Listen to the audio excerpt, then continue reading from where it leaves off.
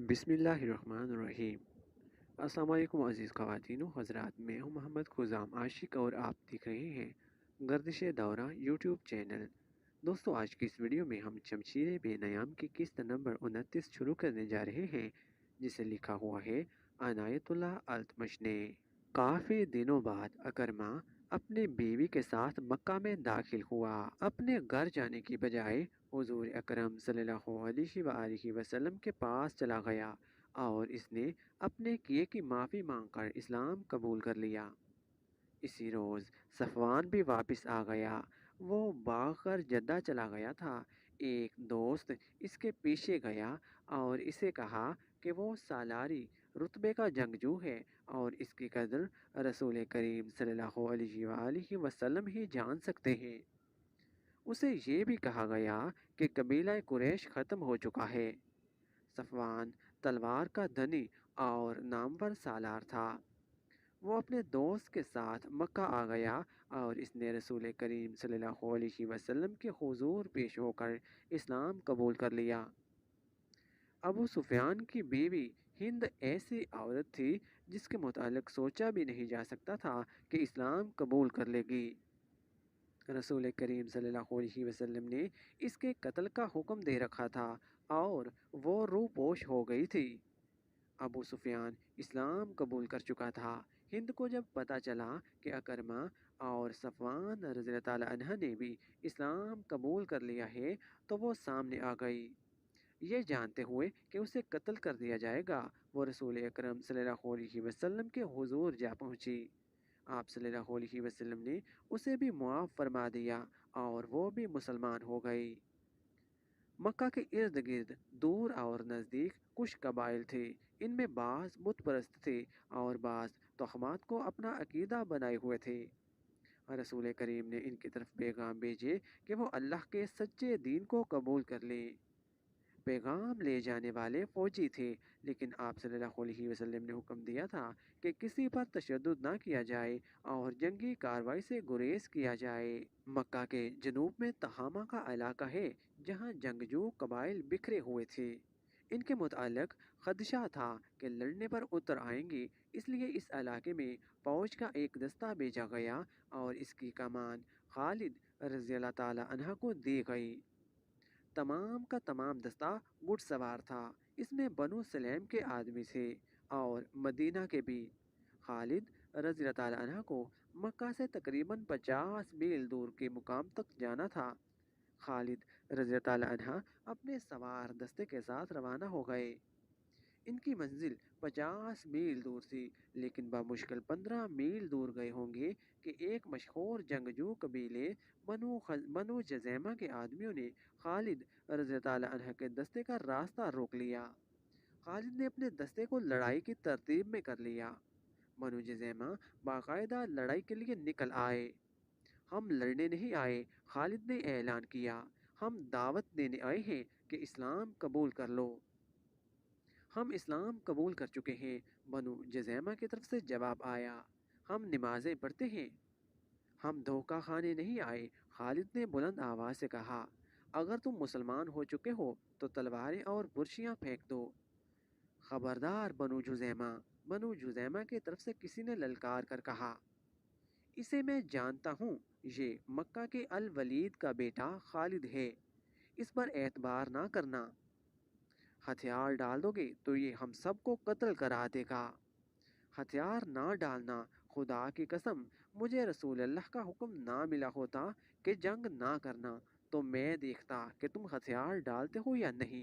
खालिद ने कहा। हम दोस्त बनकर आए हैं। हम तुम पर अल्लाह का दीन ज़बरदस्ती ठोंसने नहीं आए। हमें दोस्त समझो और हमारे साथ आ जाओ। अहले कुरैश की क्या खबर है? बनु जुज़ैमा की तरफ से आवाज़ आई। मक्का चलकर देखो, खालिद ने कहा। अबू सुफियान, अकरमा और सफ़वान इस्लाम कबूल कर चुके हैं। बनु जुज़ैमा ने हथियार डाल दिए। खालिद रज़ी अल्लाह अन्हा घोड़े से उतरकर आगे बढ़े और बनु जुज़ैमा के सरदार से गले मिले। पूरे कबीले ने इस्लाम कबूल कर लिया। मुसलमानों को मक्का एक मरकज़ी हैसियत से मिल गया। ये सूरज की मानद था जिसकी किरणें دور دور تک پھیلنے لگیں، لیکن اسلام کی دشمن قوتیں یکجا ہو رہی تھیں۔ طائف ایک مقام ہے جو مکہ معظمہ سے چند میل دور ہے۔ جنوری 630 شوال 58 کی ایک رات وہاں جشن کا سما تھا۔ فضا شراب کی بو سے بوجھل اور رات مخمور تھی۔ رقص کے لیے طائف کے ارد گرد کے علاقے کی چنی ہوئی ناچنے والیاں آئی ہوئی تھیں۔ ان کے رقص اور حسن نے مہمانوں کو مدہوش کر دیا تھا۔ مہمان مکہ کے شمال مشرقی علاقے کے مشہور جنگجو قبیلے حوازن کے سرکردہ افراد تھے۔ ان کے میزبان طائف اور گرد و نواح میں پھیلے ہوئے قبیلہ ثقیف کے سردار تھے، جنہوں نے اپنے مہمانوں پر اپنی امارت اور فیاضی اور کشادہ ظرفی کا رعب جمانے کے لیے اتنی شاہانہ ضیافت اور اتنے شاندار جشن کا اہتمام کیا تھا۔ دو لڑکیاں رقص کے کمال دکھا رہی تھیں کہ میزبان قبیلے کا سردار مالک بن عوف اٹھ کھڑا ہوا۔ اس نے تالی بجائی، ساز خاموش ہو گئے، ناچنے والیاں بت بن گئیں اور ان کی نظریں مالک بن عوف پر جم گئیں۔ مہمانوں پر سناٹا طاری ہو گیا۔ ایسے لگتا تھا جیسے رات کے گزرتے لمحوں کا قافلہ رک گیا ہو۔ ہر کوئی مالک بن عوف کی طرف دیکھ رہا تھا۔ مالک بن عوف کی عمر 30 سال تھی۔ رقص اور مے نوشی کی محفلوں میں وہ عیاش شہزادہ تھا، لیکن میدان جنگ میں وہ آگ کا بگولا تھا۔ وہ صرف تیغ زنی، تیر اندازی اور گھڑ سواری میں ہی مہارت نہیں رکھتا تھا، بلکہ وہ فن حرب و ضرب کا بھی ماہر تھا۔ انہی اوصاف کی بدولت وہ قبیلے کا سالار تھا۔ جنگ کے معاملے میں وہ انتہا پسند تھا۔ یوں لگتا تھا جیسے ٹھنڈے دل سے سوچنا اسے آتا ہی نہیں۔ اس کی جنگی چالیں اس کے دشمن کے لیے بڑی خطرناک ہوتی تھیں۔ قبیلہ قریش میں جو حیثیت اس وقت خالد رضی اللہ عنہ کو حاصل تھی، ویسا ہی دبدبہ مالک بن عوف کا اپنے قبیلے پر تھا۔ ہم نے بہت کھا لیا ہے، مالک بن عوف نے رقص رکوا کر میزبانوں اور مہمانوں سے خطاب کیا۔ ہم شراب کے مٹکے خالی کر چکے ہیں، ہم تھرکتی ہوئی جوانیوں سے لطف اندوز ہو چکے ہیں۔ کیا ہمارے مہمانوں نے یہ نہیں سوچا کہ اس ضیافت اور اس جشن کی تقریب کیا ہے؟ میں نے تمہیں کوئی خوشی منانے کے لیے اکٹھا نہیں کیا۔ اے اہل حوازن، میں نے تمہاری غیرت کو جگانے کے لیے تمہیں اپنے ہاں بلایا ہے۔ حوازن کی غیرت سوئی کب تھی مالک بن عوف؟ قبیلہ حوازن کے ایک سردار نے کہا۔ بتا، ہماری غیرت کو کس نے للکارا ہے؟ مسلمانوں نے، مالک بن عوف نے کہا۔ محمد نے۔ کیا تم محمد کو نہیں جانتے؟ کیا تم بھول گئے ہو اس محمد کو جو اپنے چند ایک ساتھیوں کے ساتھ مکہ سے بھاگ کر یثرب یعنی مدینہ چلا گیا تھا؟ جانتے ہیں، دو تین آوازیں اٹھیں۔ اچھی طرح جانتے ہیں، وہ اپنے آپ کو خدا کا نبی کہتا ہے، ہم اسے نبی نہیں مانتے۔ ایک اور آواز اٹھی۔ اگر کوئی نبی ہوتا تو ہم میں سے ہوتا، جو اہل ثقیف ہیں حوازن کے قبیلے سے ہوتا۔ وہ نبی ہے یا نہیں؟ مالک بن عوف نے کہا۔ میں تمہیں یہ بتانا چاہتا ہوں کہ جس مکہ سے محمد بھاگا تھا، اس مکہ کا اب وہ حاکم ہے۔ مکہ میں اس کا حکم چلتا ہے اور اس کی جنگی طاقت بڑھتی جا رہی ہے۔ قبیلہ قریش اس کے آگے ہتھیار ڈال چکا ہے اور اس کے مذہب کو قبول کرتا چلا جا رہا ہے۔ ابو سفیان، اکرمہ اور صفوان جیسے جابر جنگجو محمد کا مذہب قبول کر چکے ہیں۔ خالد بن ولید نے پہلے ہی یہ نیا عقیدہ قبول کر لیا تھا۔ مسلمانوں نے مکہ میں تمام بت توڑ ڈالے ہیں۔ اہل قریش کو اپنی غیرت اور اپنے مذہب کا پاس ہوتا تو وہ اپنی تلواریں اپنی پیٹھوں میں گھونپ لیتے۔ کسی اور نے کہا۔ اب ستاروں سے بھرا ہوا آسمان یہ دیکھے گا کہ حوازن اور ثقیف کو اپنی غیرت کا کتنا پاس ہے۔ مالک بن عوف نے کہا۔ کیا تو چاہتا ہے کہ ہم میں سے کوئی محمد کو قتل کر دے؟ قبیلہ خوازن کے ایک سردار نے کہا، اگر تو یہی کہنا چاہتا ہے تو یہ کام میرے سپرد کر، اب محمد کو قتل کر دینے سے کچھ حاصل نہیں ہوگا۔ مالک بن عوف نے کہا، اسے قتل کر دو گے تو اس کے پیروکار اسے اپنے دلوں میں زندہ رکھیں گے۔ ان کی تعداد اتنی زیادہ ہو گئی ہے کہ اب ایک آدمی کے قتل سے وہ اس راستے سے نہیں ہٹیں گے جس پر انہیں ڈال دیا گیا ہے۔ کہتے ہیں محمد کے ہاتھ میں کوئی جادو آ گیا ہے۔ حوازن کے ایک سردار نے کہا، وہ جس پر نگاہ ڈالتا ہے وہ اس کا مطیع ہو جاتا ہے، لیکن جہاں تلوار چلتی ہے وہاں کوئی جادو نہیں چل سکتا۔ حوازن قبیلے کے ایک اور سردار نے اپنی تلوار کے دستے پر ہاتھ رکھ کر کہا، مالک آگے بول، تو کیا کہتا ہے؟ ہم تیرے ساتھ ہیں۔ میں کہنا یہ چاہتا ہوں کہ ہم نے محمد کے اسلام کو نہ روکا تو یہ سیلاب کی طرح بڑھتا ہوا ہم سب کو بہا لے جائے گا۔ مالک بن عوف نے کہا، نہ حوازن رہیں گے نہ ثقیف کا وجود ہوگا۔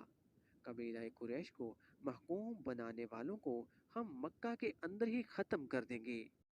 کیا تم محکوم بن جانے کا مطلب سمجھتے ہو؟ مالک بن عوف نے سب کی طرف دیکھا اور بولا، اگر نہیں سمجھتے تو میں تمہیں بتاتا ہوں۔ اس نے پیچھے دیکھا۔ مالک بن عوف کے پیچھے مہمانوں میں ایک معمر سفید ریش بیٹھا تھا۔ اس کا رنگ دوسروں کی نسبت صاف اور سفیدی مائل تھا۔ وہ ضعیف اتنا تھا کہ اس کا سر ہلتا تھا اور کمر میں ہلکا سا خم تھا۔ اس کے ہاتھ میں اپنے قد جتنا لمبا عصا تھا۔ کندھوں سے ٹخنوں تک چگا بتاتا تھا کہ وہ کوئی عالم یا مذہبی پیشوا ہے۔ مالک بن عوف کے اشارے پر وہ اٹھا اور مالک کے پاس آ گیا۔ تم پر اس کی رحمت ہو جس نے تمہیں پیدا کیا ہے، بوڑھے نے کہا، اور وہ دیوتا تمہارے بچوں کے محافظ ہوں جن کی تم پوجا کرتے ہو۔ تم محکومی اور غلامی کا مطلب نہیں سمجھتے تو مجھ سے پوچھو۔ میری 4 جوان بیٹیاں مسلمانوں کی لونڈیاں ہیں اور میرے 2 جوان بیٹے مسلمانوں کے غلام ہیں۔ وہ تیغ زن اور شہ سوار تھے، لیکن اب انہیں تلوار ہاتھ میں لینے کی اور گھوڑے پر سوار ہونے کی اجازت نہیں ہے۔ ہمیں گھروں سے نکال دیا گیا ہے۔ کیا تمہیں یاد نہیں کہ قریش نے مدینے کا محاصرہ کیا تھا تو مسلمانوں نے شہر کے ارد گرد خندق کھود لی تھی؟ قریش اس خندق کو پھلانگ نہیں سکے تھے۔ پھر اس قدر تند و تیز طوفان آیا تھا کہ قریش جو پہلے ہی بد دل ہو چکے تھے بکھر گئے تھے اور مکہ کو واپس چلے گئے تھے۔ جب مسلمانوں کے سر سے خطرہ ٹل گیا تو انہوں نے ان یہودیوں پر حملہ بول دیا تھا جو ان کے ساتھ مدینہ میں امن میں رہتے تھے۔ ان یہودیوں کو انہوں نے قتل کر دیا اور ان کی عورتوں کو اور ان کے بچوں کو آپس میں بانٹ کر انہیں لونڈیاں اور غلام بنا لیا تھا۔ اے بزرگ، قبیلہ ثقیف کے ایک آدمی نے بلند آواز سے کہا، اگر تو یہودی ہے تو کیا ہم نے غلط سنا تھا کہ تیرے قبیلے نے مسلمانوں کو دھوکہ دیا تھا؟ تم نے جو سنا تھا درست سنا تھا، بوڑھے نے کہا، ہمارا دھوکہ کامیاب نہیں ہوا تھا۔ ہم مسلمانوں کی پیٹھ میں خنجر اتارنا چاہتے تھے لیکن قریش پیٹھ دکھا گئے۔ مسلمانوں کو دھوکہ دے کر کمزور کرنا ہمارا فرض تھا لیکن مسلمانوں کی تلواروں نے ہمیں کمزور کر دیا۔ تو جو بنی اسرائیل سے ہے، کیا ہمیں اکسانے آیا ہے کہ ہم مسلمانوں سے تیرے قبیلے کے خون کا انتقام لیں؟ ثقیف کے قبیلے سے ایک سردار نے پوچھا۔ ایک اور ضعیف الامر اٹھ کھڑا ہوا۔ اس کا نام درید بن سمعہ تھا۔ اس کا نام تاریخ میں تو ملتا ہے لیکن یہ پتہ نہیں ملتا کہ وہ قبیلہ خوازن سے تھا یا قبیلہ ثقیف سے۔ खामोश रहो। दुरैद बिन समा ने गरज कर कहा, हम बनी इसराइल के खून का इंतकाम नहीं लेंगे। क्या तुम अभी तक शक में हो? क्या तुम अभी तक नहीं समझे कि हमने मुसलमानों पर हमला करके इनका खून अपनी तलवारों को ना पिलाया और इनके जख्मियों को घोड़े तले ना रौंदा, तो वो हमें भी कत्ल करके तुम्हारी बेटियों को, तुम्हारी बहनों को और तुम्हारी बीवियों को अपनी लोडियां और हमारे बच्चों को अपना गुलाम बना लेंगे। इससे पहले कि इनके घोड़े ताइफ की गलियों में हिनहिनाएं, क्या ये अच्छा नहीं होगा कि हमारे घोड़े इनकी लाशों को मक्का की गलियों में कुचलते फिरें? मालिक बिन औफ ने जोश से लरजती हुई आवाज में कहा, बनी इसराइल का ये बुजुर्ग हमारी पनाह में आया है। इसने अपने कबीले का जो अंजाम बताया है, मैं तुम्हें इस अंजाम से बचाना चाहता हूँ। उठो और लात के नाम पर हलफ उठाओ कि हम मोहम्मद और इसके तमाम पैरोकारों को, जिन्होंने मक्का के तमाम बुत तोड़ डाले हैं, ख़त्म करके अपनी औरतों को मुंह दिखाएंगे। दोस्तों, शमशीर बेनयाम की किस्त नंबर 29 यहाँ पर मुकम्मल हो गई है। अगली साथ देखने के लिए चैनल को सब्सक्राइब